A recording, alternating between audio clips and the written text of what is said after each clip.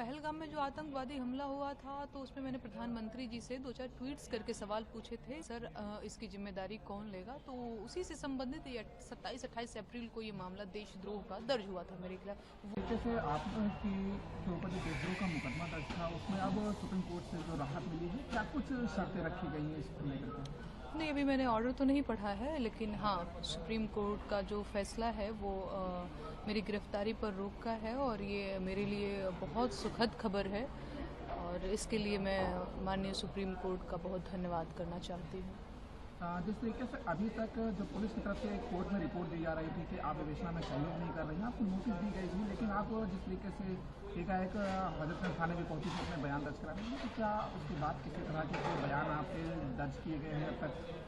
नहीं, मुझे दूसरा नोटिस आते ही मैं विवेचक के समक्ष जो है अपना बयान जो है वो दर्ज कराने के लिए पहुंची थी और सूर्यास्त हो गया था उस दिन, तो बयान मेरा दर्ज नहीं हो पाया, लेकिन मैं गई हुई थी और आगे भी जो कुछ भी सहयोग होगा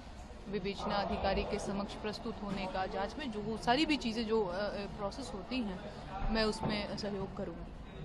फिलहाल जिस तरीके से आप लगातार कोर्ट के चक्कर भी लगा रही थी गिरफ्तारी के रोक के लिए, अब फिलहाल राहत मिल चुकी है, लेकिन ये जो मुकदमे की शुरुआत की बात की जाए तो ये पूरा मुकदमा किस तरीके से आपके ऊपर दर्ज हुआ था जो देशद्रोह का?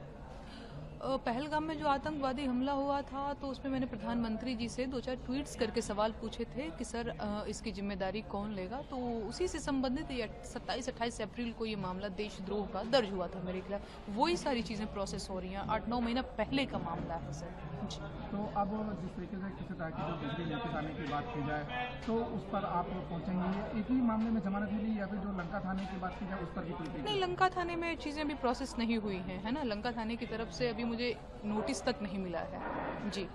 बाकी जो भी चीज़ें आपने कहा सहयोग की बात, तो मैं हमेशा तैयार हूँ सहयोग के लिए।